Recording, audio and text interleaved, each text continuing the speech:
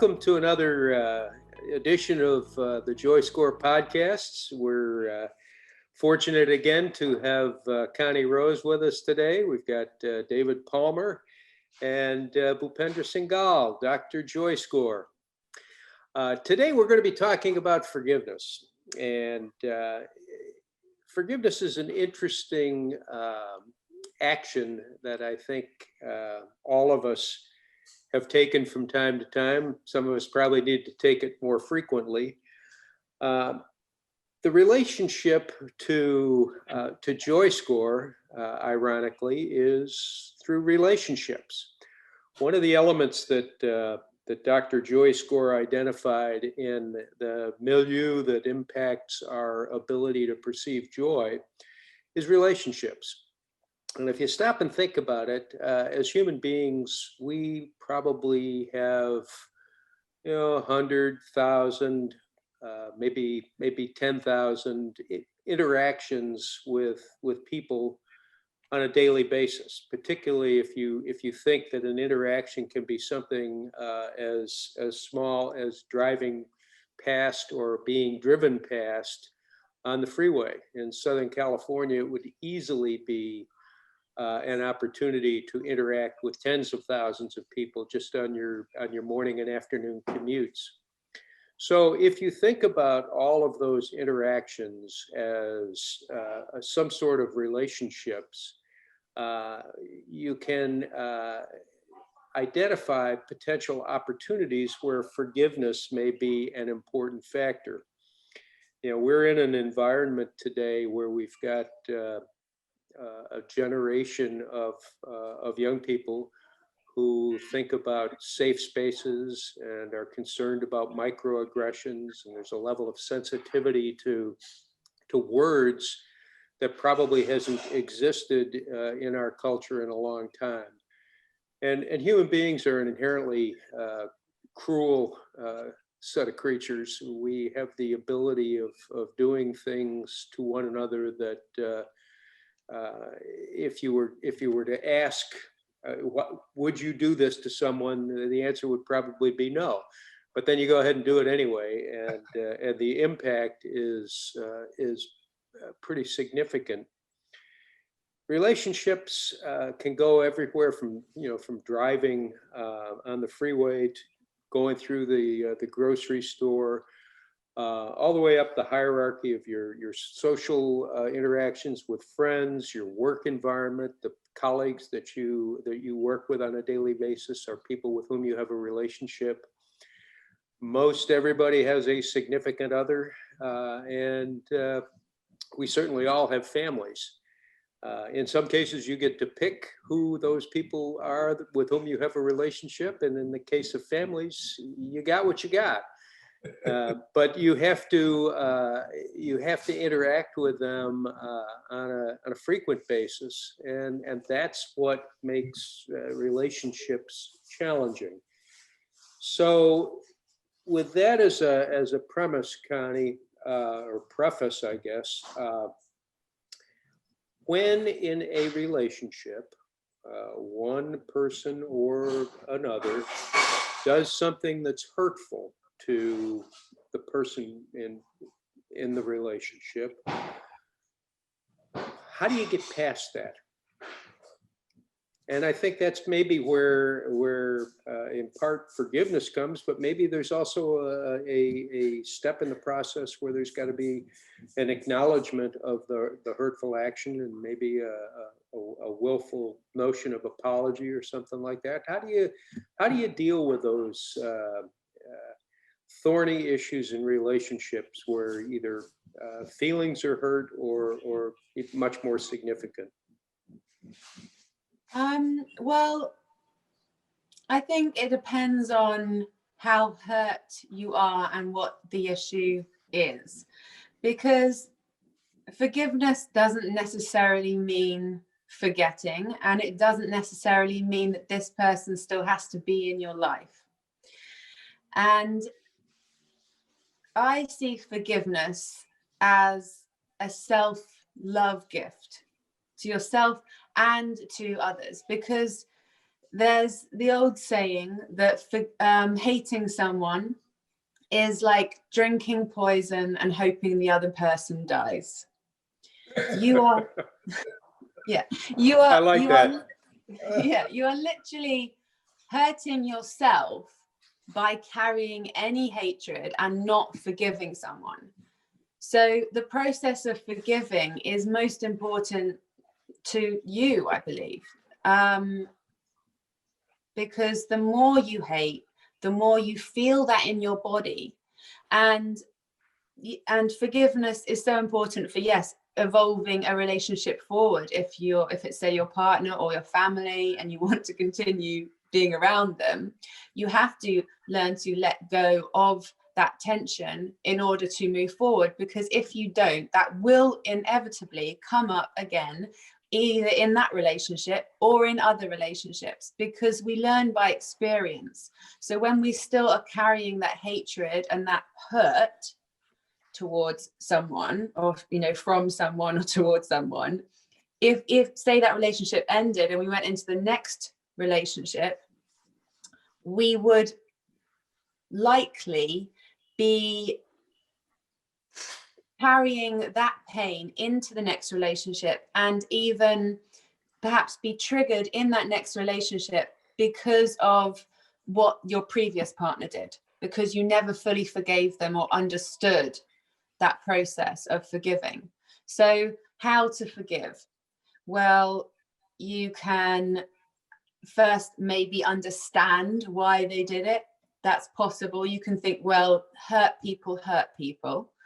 So it's probably something from their past that made them act in that way in the first place. Or maybe they didn't even know that would hurt you.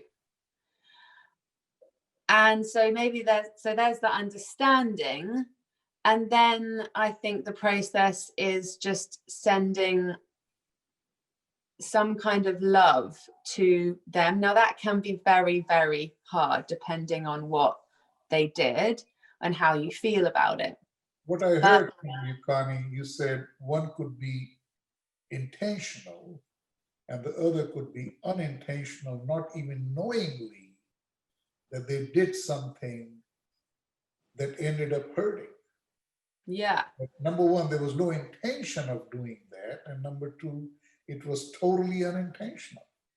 Yeah, perhaps it could have been unintentional. And sometimes someone can do something hurtful in the moment that they weren't in their best self. They weren't acting, maybe they weren't meditating, they weren't like giving the self-love and self-care, because the more love you give to yourself, the less likely you are to hurt other people. Yeah. And forgiveness, the first person you should ever forgive is yourself. I think a lot of people carry around a lot of hatred and shame towards themselves because things they've done.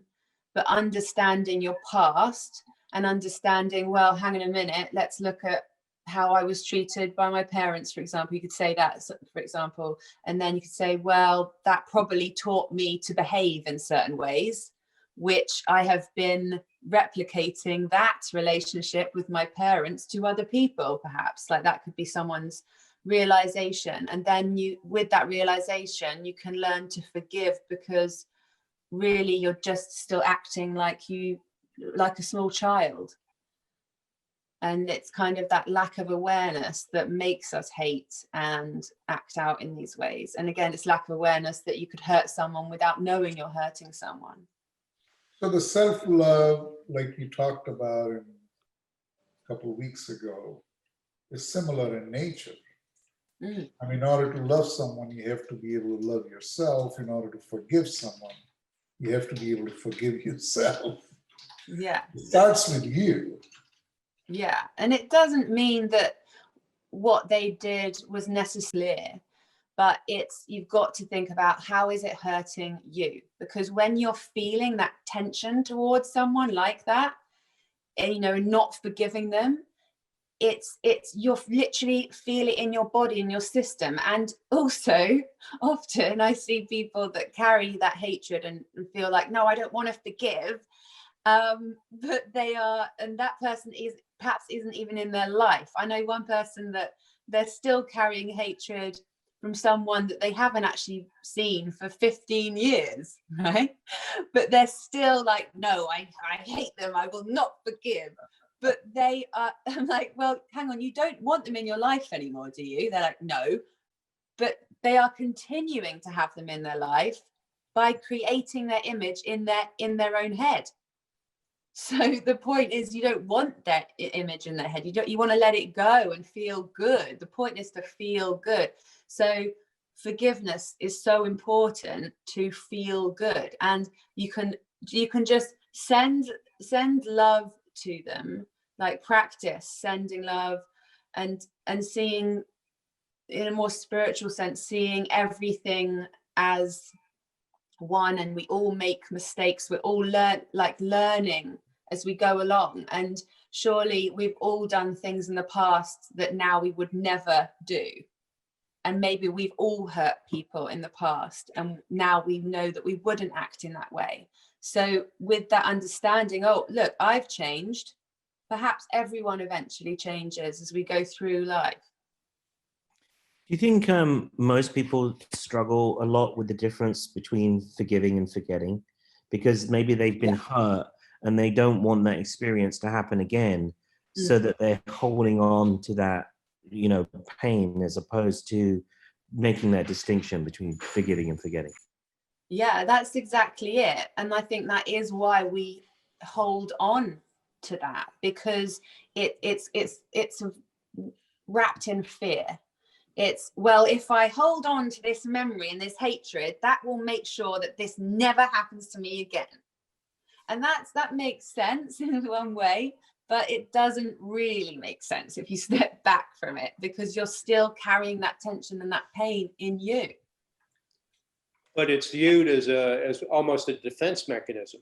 I mean, it's a protection. It's something that an individual can sort of take refuge behind if you need to, because the likelihood is that that those hurtful things are going to continue. Maybe not with the same individual, but we're always going to be confronted with things in our lives that are hurtful, and so recognizing what they are, and the extent to which we're responsible and others are responsible, I think is a step toward the ability to forgive. I've got a question.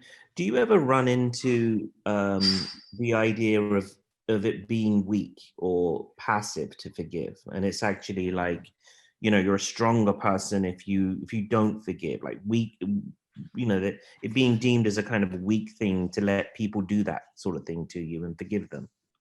Definitely. This person, one person that I'm thinking of, who is still says she enjoys that she's not forgiving him, and she's a very strong character, and I think she does see it as a weakness to forgive, but it's actually the highest strength to forgive, because you're rising above that tension and that pain and that anger, and you're letting yourself be happy. That's the point, just to let yourself be happy, let yourself not carry this weight, this tension, and not carry that image of them in your head, because once you forgive, you don't think about them as much, and then you can move on and start enjoying your life more. And that's the point. I think that's what people need to focus on, rather than that it's anything. And by carrying that hatred, it's not hurting them. It really isn't. They might not even know that you're carrying all this pain, because they might be singing in a meadow like all day, like, and you're there hating them and not forgiving and not letting go. What do you think is one of the primary requirements of forgiveness? Do you think, I'm hearing empathy in what you're saying, but is there anything else? Yeah, empathy. I think empathy is key, because it's imagining yourself in their shoes, I guess. So none of us choose our genetics or where we're born or who we're brought up by. So if you were born into their family and had all their life experiences and their genetics, then maybe you would have acted in that way too. But we can only understand things from our own perspective. And I go back to, I think the most hurtful people, or the people that have been hurt the most. And yeah, you could say like psychopaths may be an exception, but even if you take that genetically back, I would say there's probably some pain and hurt there in the genetic line. It's almost though like you're looking for an excuse for their behavior, and that I mean, if you, I think you can recognize that most of us have some Achilles heels or flaws, but it sounds like there's more introspection in the process that you're talking about to try and figure out why the person that hurt you is behaving the way they are, or behaved the way they did. And I maybe that is a necessary step, but since you're talking about self-love and recognizing what you need to do for you, understanding why it happened, where that person came from, seems to me to be a little less important than where you want to go and where you want to be. Yeah. Do Yeah, and I think you might never know why they did it. And I just think the most important thing is to remember the opposite of forgiving is hatred and resentment, and that they're really the only person you're hurting by that, by carrying that, is you. Yeah.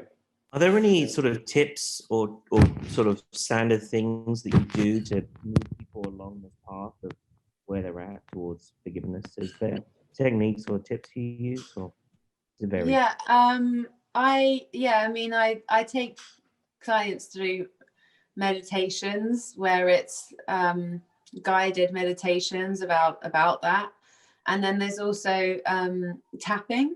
I don't know if you've heard, it's EFT tapping, which takes you through like different meridian lines in the body, and it's said to access like parts of your subconscious and then release it. So it's acknowledging the pain and being like, I really hate this person, blah, blah, blah, blah, and then taking it round to, but I can see that it's only hurting me. Like it's it's taking you through, and that's a process that I take people through as well. So I could create, I don't know if I could create it maybe in 1 minute. That'd be some amazing footwork if you could do that.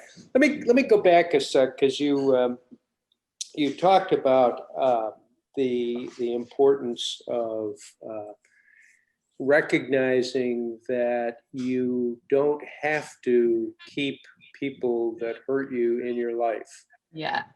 And I think that's true in a macro sense, but in the case of family, in the case of coworkers, it becomes a whole lot more complex, I think, to talk about cutting somebody out of your life than it is someone in your social circle. If there's a bunch of people that you go to dinner with on Friday nights, and somebody does something really untoward, you just decide to cut that person out of your social life. That's an easier thing to do than disowning your mother, father, sister, brother, or obviously in a married situation you can divorce your spouse, but that has some consequences, and maybe unintended consequences that go with that as well. So I'd like to hear a little bit more about the notion of how you deal with those top two tiers of relationships: the family and the, you know, the significant other, the family that you're genetically derived from, and then the family that you create, whether it's, you know, just simply a significant other or a spouse. How do you deal with those issues where maybe divesting yourself of that relationship is not the easiest choice? Yeah, it's definitely the most challenging, and it's family or people that you have to be around.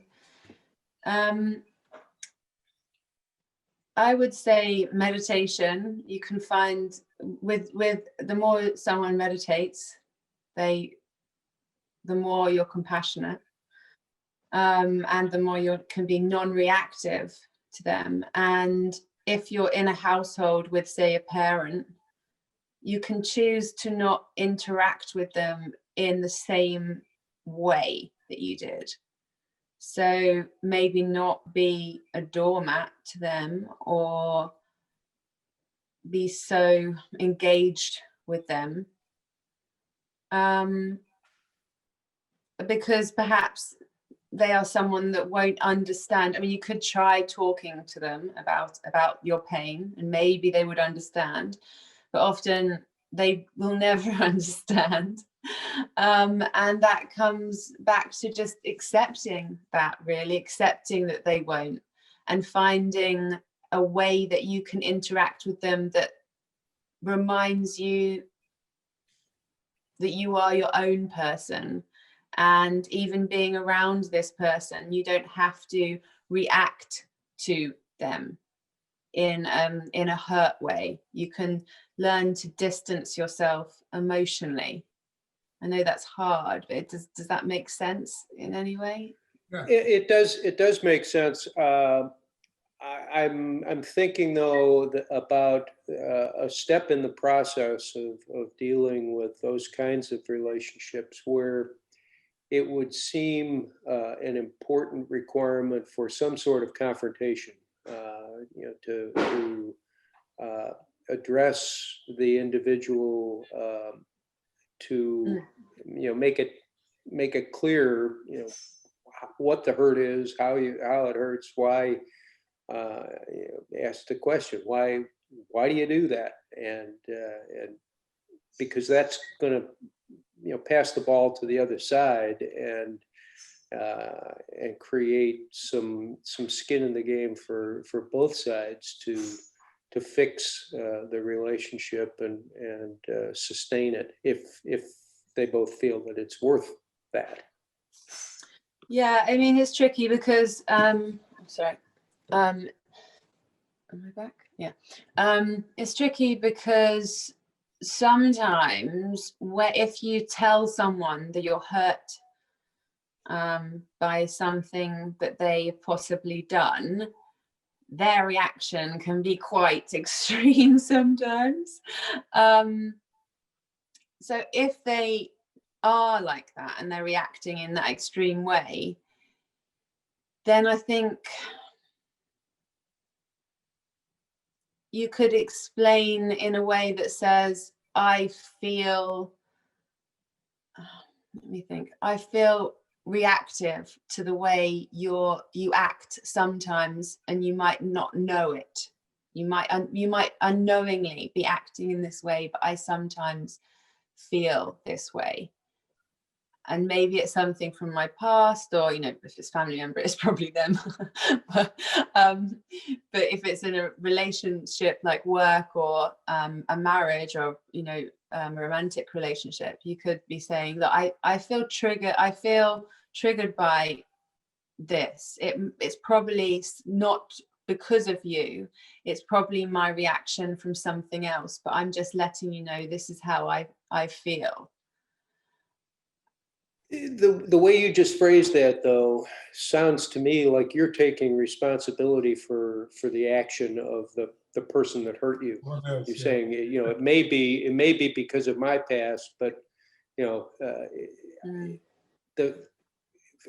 whether it's your past or not, the ultimate outcome is that you feel hurt, right? So there was a hurtful thought, word, deed that that impacted you, and it doesn't really matter why it triggered you. Maybe you can get down to that at some point.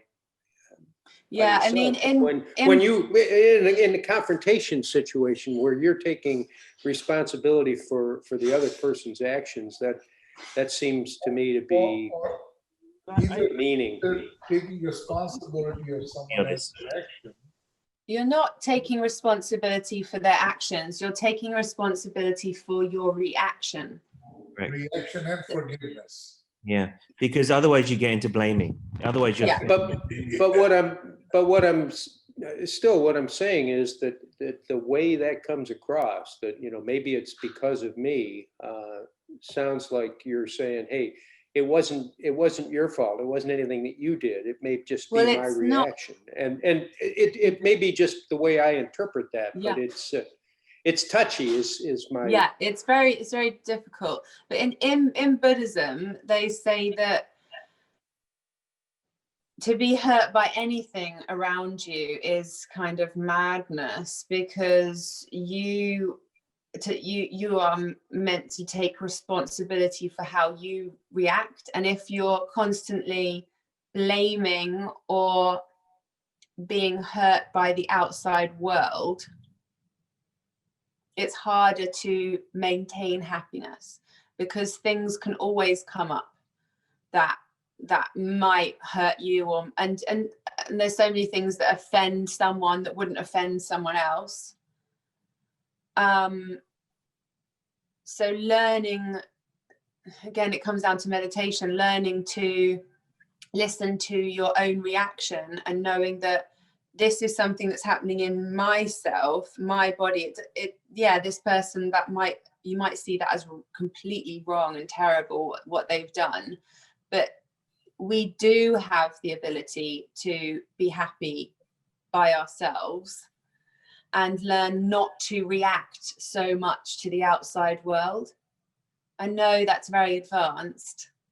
I don't know how to explain it on a more simple level at the moment. Well, I think the fact that we're all having a little bit of a challenge getting our arms completely around all of the intricacies of forgiveness and frankly the challenges of relationships that result in the hurt and the need for forgiveness and dealing with that whole set of issues talks to the complexity. And it is something that I think all of us probably experience almost on a daily basis, that there are issues, there are things that we do that are hurtful, and you hope that in the process you can learn a little bit from those things and perhaps reduce the frequency and maybe the need for somebody else to be put in a position of having to forgive something that you've done. Yeah, I think the main thing is learning compassion, because when you have compassion, you are less reactive and you will naturally be less hurt by things. Because with compassion comes understanding, and how to get compassion, start the meditation journey. It really does help. The first time I forgave properly was 8 years ago in my first 10-day meditation. Someone had done me out of 35 grand and manipulated me for a long time, and I hated them. And there was one moment where I was meditating and I thought, well, I mean, I'm not religious, but I thought, what would Jesus do? That kind of that forgiving, loving thing. I thought, well, he would just love them and forgive them. And at that point, I genuinely felt forgiveness properly for the first time, and tears rolled down my cheeks. And that hatred left me. And I realized that, I'm not carrying that pain anymore. And that's what it's about. It's about how I feel. What they did was wrong, and I would never want to act in that way. I would never want to go through that again and everything. But it's about how you feel. So I think that's what people need to remember. It's about how you feel. It's not about the other person. It doesn't mean what they did was right, or, you know, so. It's the idea that forgiveness is a gift to the self, right? Yeah, I think so. Yeah. And also I had it recently when I was meditating for a couple of days, and I remembered something from like 13 years ago. I remembered that my dad burnt one of my paintings. And I hadn't thought about it for years, but I suddenly like came up with all this like anger in me when I was meditating, and I knew that I had to forgive him in some way. And so I just practiced sending love to his higher self, because I imagine like the higher self is getting a bit spiritual here, but the higher self is that part of you that knows the best and wants the best for all beings. So if you can imagine communicating with the higher self, I kind of see it as, when I see that higher self of someone, I kind of see their higher self going, well, yeah, I know, I'm trying my best, they just won't listen. And then you can communicate with their higher self and send love to their higher self as your higher self, and then that can go in a process. And that's the meditation I take people through. But then the next day I had this experience where I thought I was going to die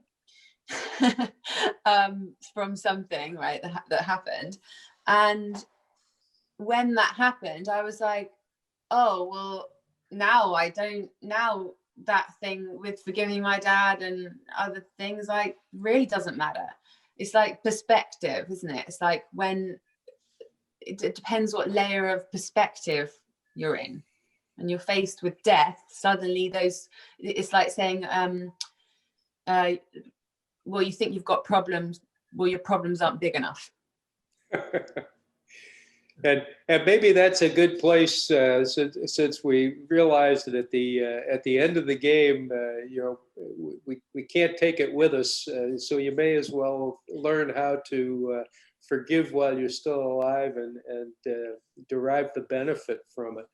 Connie, I think that's it's been a fascinating discussion. I think it's one that we could probably continue for a long time. But thank you for your insights on forgiveness, and I think this is a wrap for another JoyScore podcast. Yeah. Thank you. I hope that's helped. I know it's a tricky, intense subject, isn't it? So what is the next topic, Braden? What do you suggest? Well, yeah, I'm thinking. We had a list. Maybe. Well, and I'm thinking that maybe the next time it sort of goes along with this, but self-esteem. Okay, confidence and self-esteem. Yeah. Yeah. Okay. Okay. And I will do the breathe. Sorry, I didn't do the breathing videos yet. Do you actually want them videos, or do you want them audios, Dr. Probably Joy? both. Both would be good. Both. Okay. Both would be good. Yeah. Sorry, I was meditating and then making my own podcasts and coaching. And Yeah. stuff, Let me also plant the seed for maybe the one after self-esteem. There's there's a lot of stuff in the media right now about restorative justice, and the process, the criminal justice system, and equity, and diversity, and some of those kind of things. There's a lot of what we're talking about that has sort of a direct application to that arena. So think about restorative justice and how your experience as a coach might relate to that, and how we can wrap that into a discussion after we do self-esteem. Okay. Yeah. I got a topic as well as far as introspection. I'm not sure if we've covered this, but I think introspection would be a good one that people suffer with, and it's something that the app aims to fundamentally address. Is tools to allow people to get to know themselves better. Right. Yeah. Okay. Good. Okay. So we got the next couple are lined up for you. You. Right. Okay. Excellent. All right. All right. Thank you so much. Thank you. All right. Thanks.